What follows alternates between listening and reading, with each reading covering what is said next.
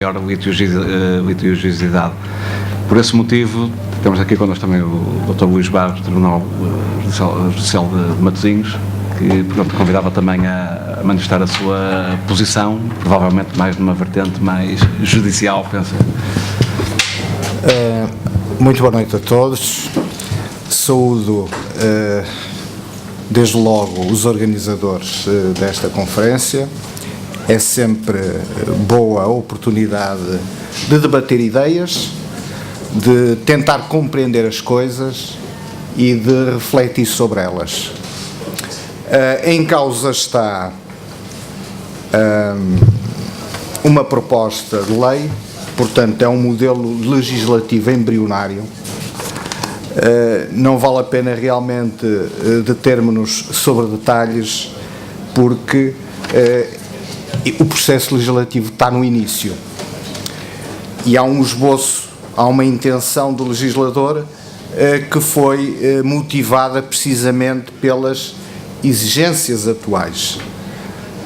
Eu, como uma grande parte dos portugueses, foi levado a acreditar que era ótimo contrair um mútuo bancário para aquisição de habitação própria. Dizia-se que, com o argumento comercial, que isso era uma forma de aforro. E realmente, eu neste momento e nos próximos anos, irei continuar a suportar as prestações da minha habitação. Porquê é que isso acontece? Por uma razão muito simples. É que me convenço que estou a contribuir para, no futuro, ter um bem próprio. No arrendamento, essa motivação não existe. Há uma ideia que estamos a contribuir para algo que não nos pertence. E por via disso, muitas vezes as pessoas sentem-se tentadas a considerar que, por não estarem a contribuir para algo que efetivamente lhes pertence, será justo aquilo que eu pago? E realmente o que temos, ou o que eu assisti, porque eu sou um juiz do outro milénio, desde o outro milénio que sou juiz na área civil, a esmagadora maioria das ações que davam entrada em tribunal emergiam da falta de pagamento de rendas. Essa era o grande volume das ações que eram instauradas, que nós tramitávamos e que se prolongavam no tempo. Porque, efetivamente, assim era, os arrendatários deduziam contestação, como é o seu direito, e uma contestação férrea, firme, naquilo que consideravam ser os motivos de oposição àquela pretensão, porque, enfim, o locado não estaria em condições para ser utilizado para os fins a que se destinava, habitação, apresentava, o senhorio não realizava obras, e ao nível dos tribunais superiores começou a criar-se o conceito jurisprudencial, muito por fruto do congelamento das rendas. Temos que assumir isto com muita clareza. As rendas, em muitos casos, são verdadeiramente iníquas, são insignificantes, não existe, porque estamos no domínio das relações jurídico-privadas. Eu creio que alguns da assistência sejam juristas. No domínio das relações jurídico-privadas deve imperar um princípio de equilíbrio de prestações. Tem que existir um nexo de correspectividade. Portanto, a razão de ser da cedência do uso de um bem tem que ter como correspondente equilibrado um valor de renda. Esse é o ganho do senhorio e é dever essencial do inquilino efetuar o pagamento da renda. Quando começa por existir uma distorção entre aquilo que é pago pelo arrendatário em termos de ganho real que ele ofere, ou seja, está no gozo de um bem imóvel, o que se passa é que essa situação, que acaba por se consolidar socialmente, dificilmente acaba por ser contrariada pelo legislador. E o que nós assistimos aqui, eu quando li esta lei,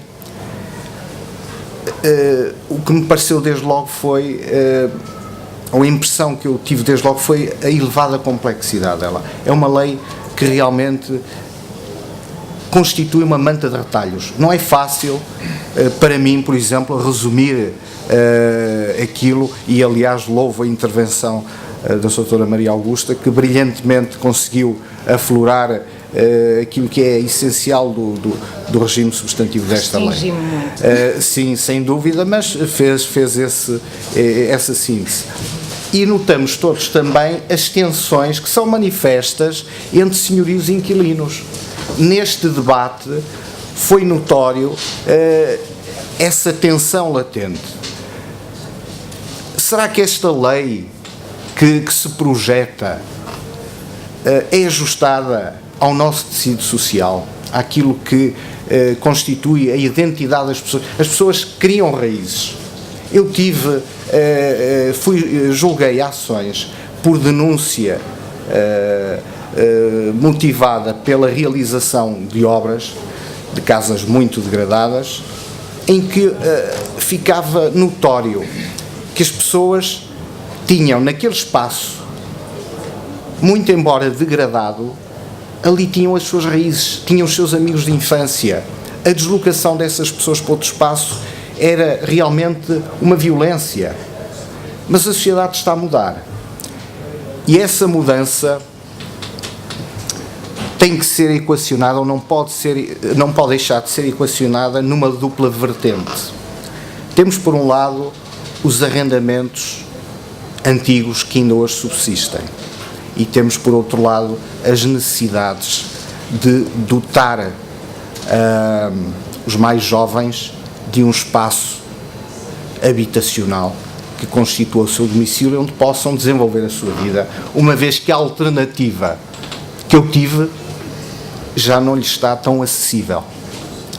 Ou seja, abre-se aqui uma janela de oportunidade, que é a colocação no mercado de arrendamento de um parque imobiliário que neste momento está subaproveitado.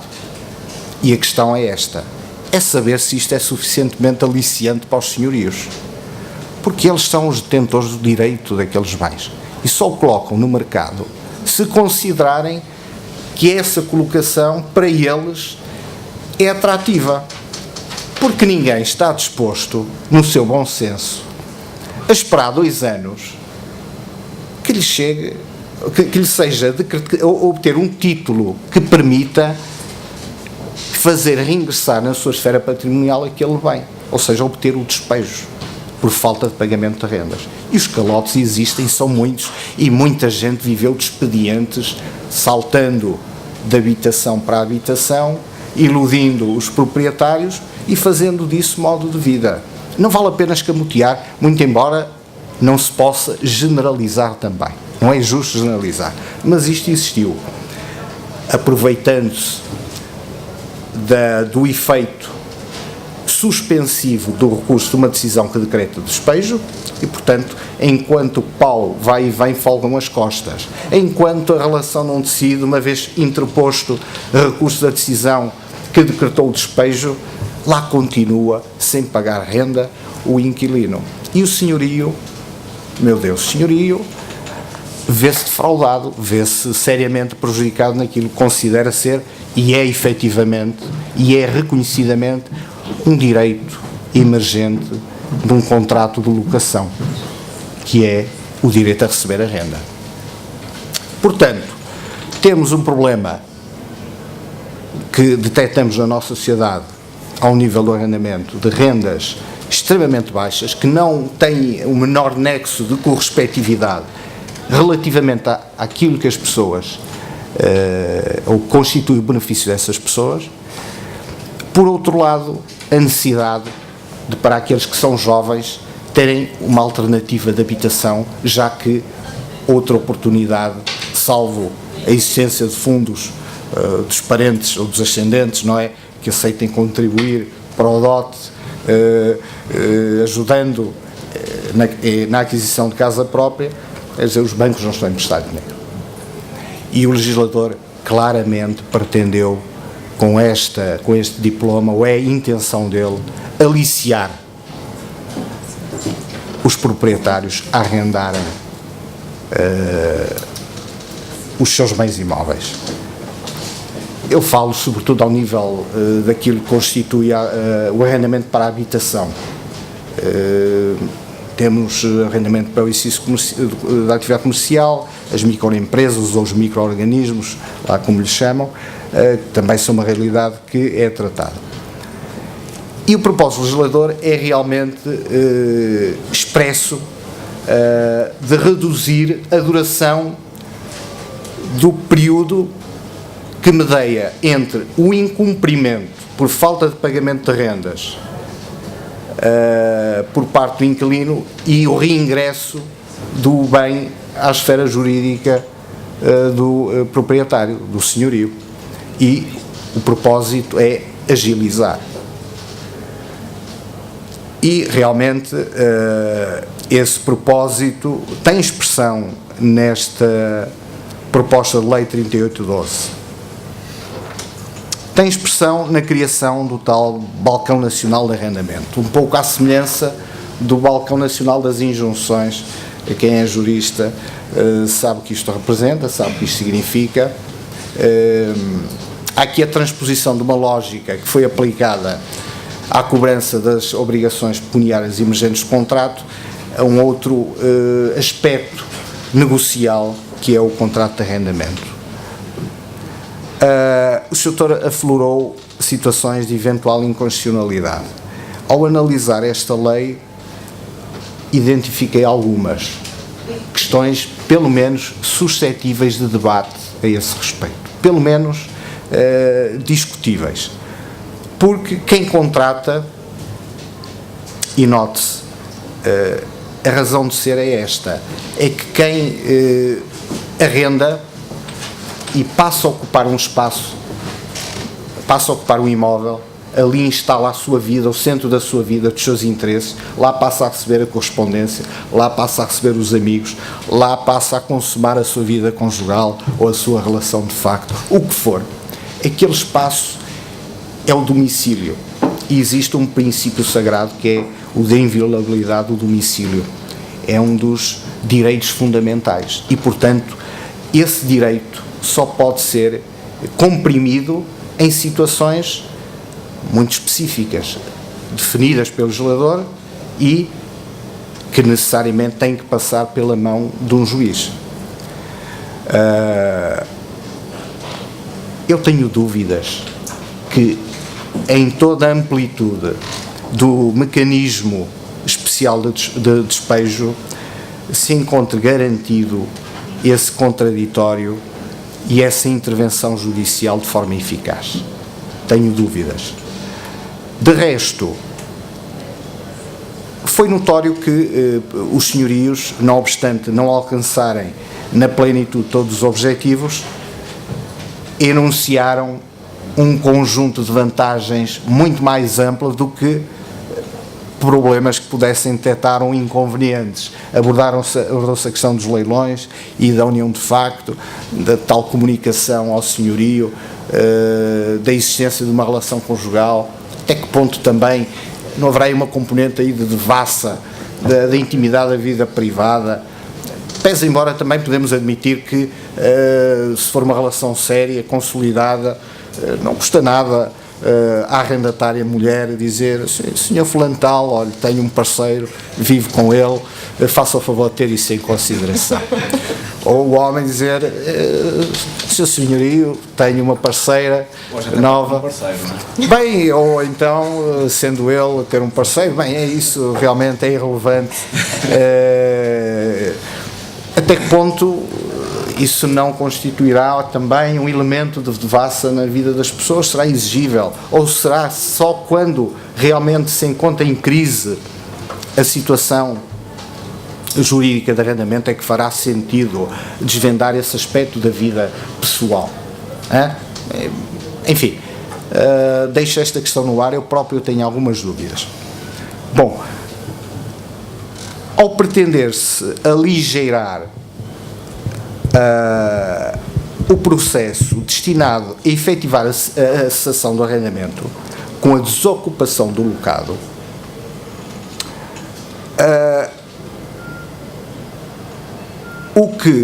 O que se pretende realmente é dotar com rapidez o senhorio de um título que ele possa executar e que possa determinar o reingresso à sua esfera do bem contra aquele que incumpriu as obrigações contratuais, seja por, no fim do prazo contratual, não abandonar o locado, seja por não efetuar o pagamento da renda, seja por um conjunto de outras circunstâncias que estão definidas.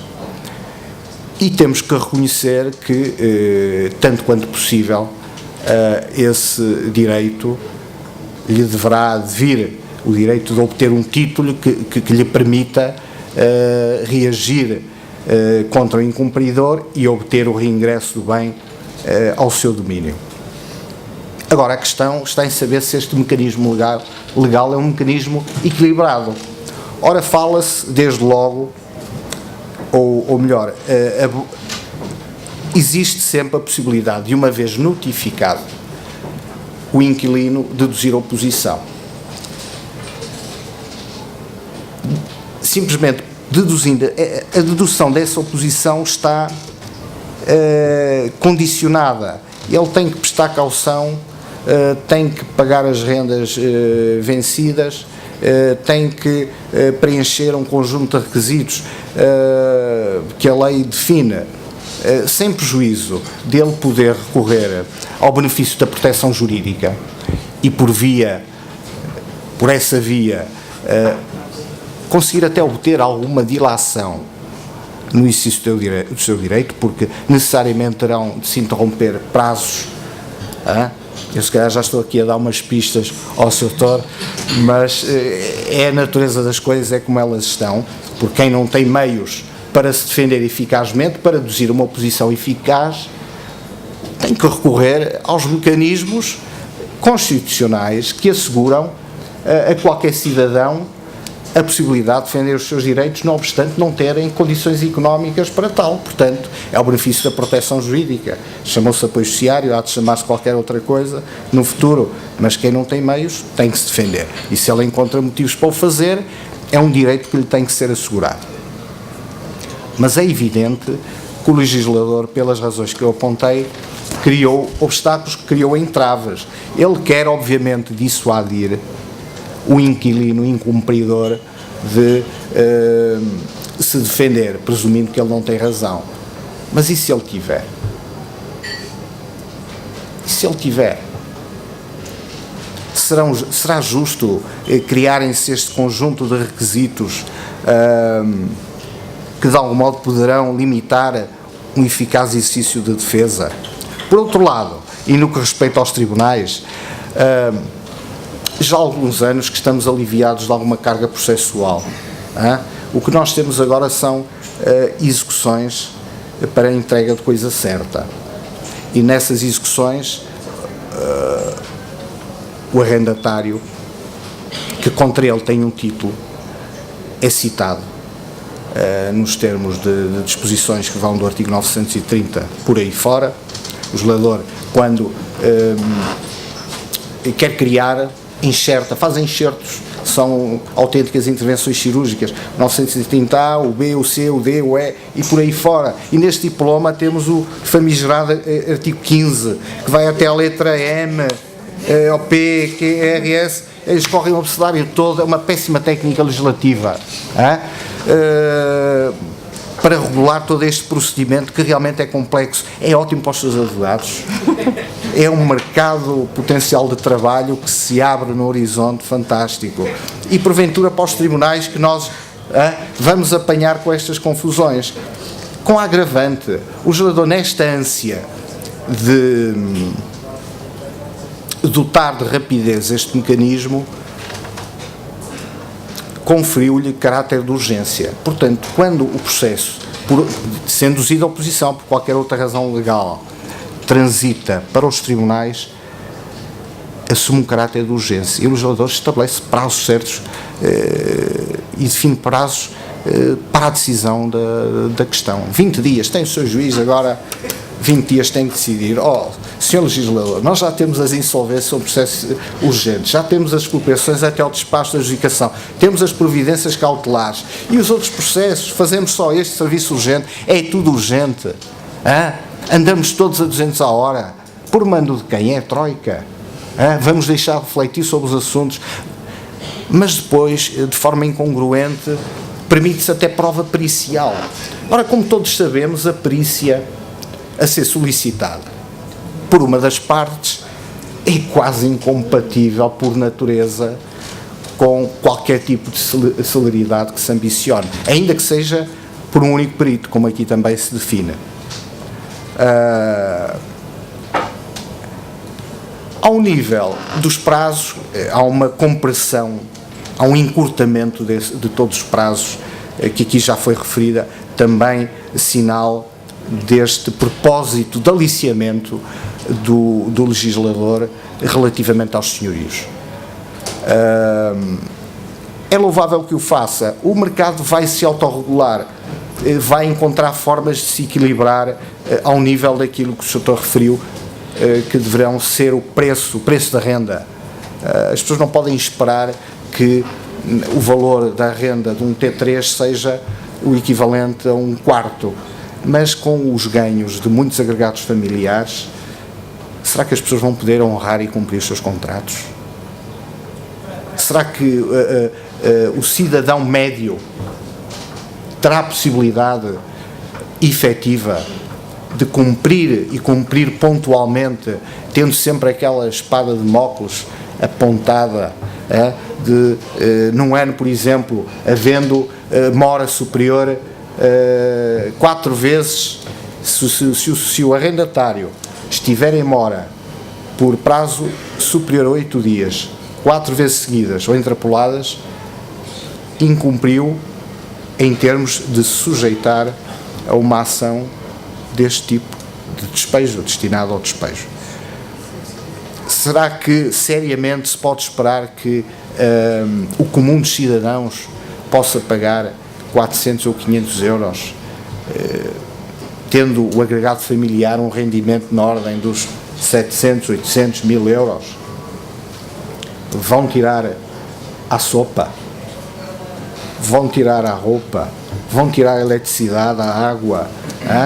É certo, e o representante dos senhorios, eu peço desculpa, eu sou péssimo a fixar nomes, disse e com razão que os senhorios não são entidade, não são IPSS, não são entidades destinadas a suprir aquilo que é a missão de solidariedade do Estado ou de outras instituições particulares que se dedicam benemeritamente a isso. Não são. Eles querem obter um lucro, uma contrapartida pela disponibilidade, e isso não lhes pode ser censurado nem penalizado. E, portanto, o que nós temos que compreender é que, sem um justo equilíbrio entre aquilo que seja o nível de exigência em termos de contrapartida económica pelo gozo do bem e uma vontade séria de cumprir, que francamente não está enraizada na nossa natureza, a renda fica para o fim. Precisamos do carro, pagamos a prestação do carro, porque senão vem-nos buscar o carro. Pagamos a luz, senão corta-nos a luz. Pagamos a água, senão corta-nos a água. E a renda? Essa, porventura, poderá esperar. Porque até se efetivar o despejo, alguns meses se hão de passar, muitos mais do que aqueles do corte da água, da luz ou de outros encargos que existam. Eu peço desculpa porque realmente pouco ficaram a saber sobre o procedimento. Se tiverem curiosidade, ele está na motivação, nos motivos, na exposição dos motivos que o legislador fez publicar, aliás de forma muito descritiva, melhor do que a técnica que depois utilizou, mas não haja dúvida que, em síntese, tenho dúvidas que um sistema assim desenhado possa realmente contribuir para uma resolução efetiva de um problema que existe. E nestas duas vertentes que eu comecei por abordar. a vertente dos arrendamentos pré-existentes, os mais antigos, e a sua harmónica transição, porque vamos ver, se as pessoas se habituaram a pagar de renda 20 euros, o Sr. disse que, enfim, a senhora tem casa na aldeia e 20 euros para ela não são nada.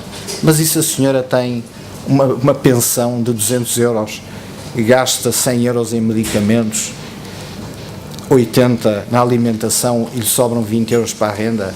Isso já representa um esforço enorme.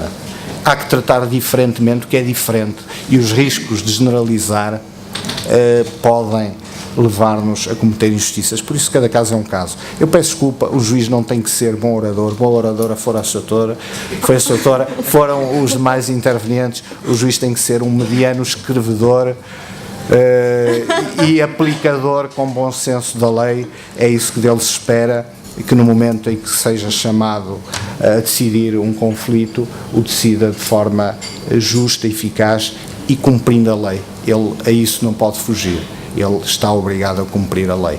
Eu agradeço a todos a vossa atenção, peço desculpa por vos ter maçado, foi um gosto a vossa atenção.